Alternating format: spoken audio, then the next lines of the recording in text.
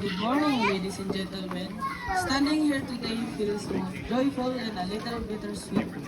For so long, we've counted down the days up to this very day, thinking of it as the moment we would finally reach the end.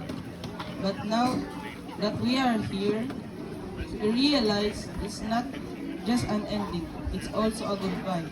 Goodbye to the classrooms that watched us grow.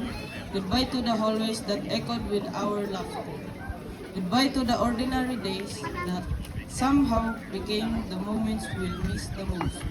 Goodbye to our dear teachers who have taught and guided us all day long.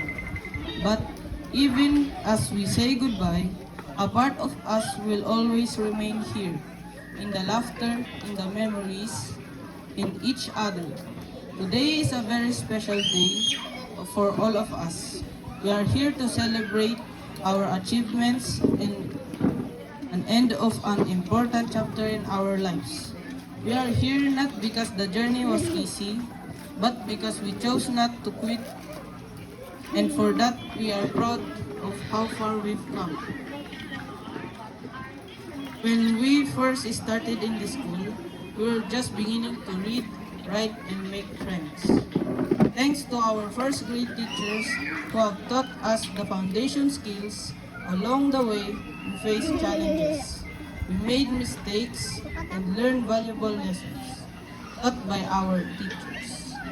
We would not be here today without the guidance of our teachers, who patiently taught and supported us every day.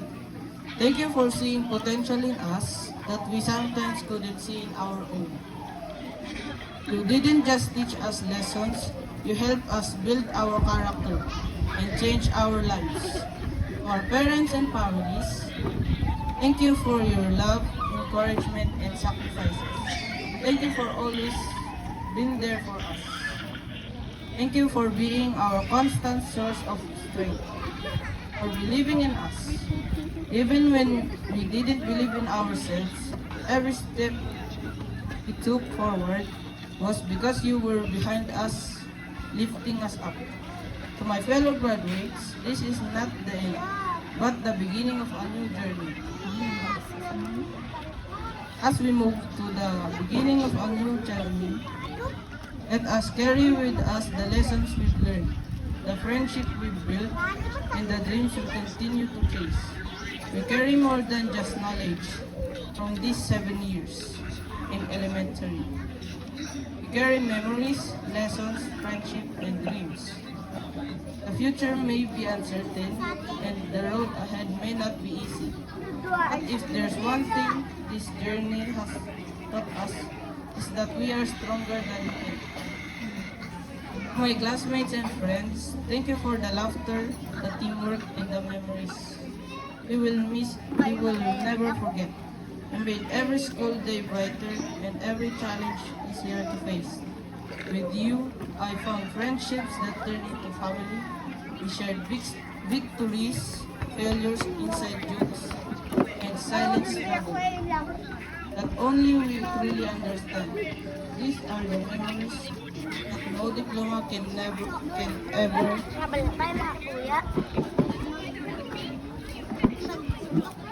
And to everyone who believed in us, even when we doubted ourselves, thank you for reminding us that we are capable of more than we think. As we move forward to a new chapter, let us carry grateful hearts with us. Let us remember where we started, appreciate those who helped us grow, and continue to spread kindness wherever we go. As a product of this new batch of graduates from Alacang Elementary School, we must lead with character. It is shown in our honesty, kindness towards others, and courage to stand up for what is right. The world today doesn't just need smart people, it needs good people. Let us then be one of these people. Choose integrity over shortcuts, compassion over indifference, and responsibility over excuses. Let us remember the lessons we've learned, not just from books, but from experience, friendships, and challenges. Let us move forward with open minds, willing to learn with open hearts, ready to lead with kindness and respect. As we step into high school, we may feel excited, nervous, or even a little scared. And that's okay. What matters is that we are continue to dream big, work hard, and be kind to others.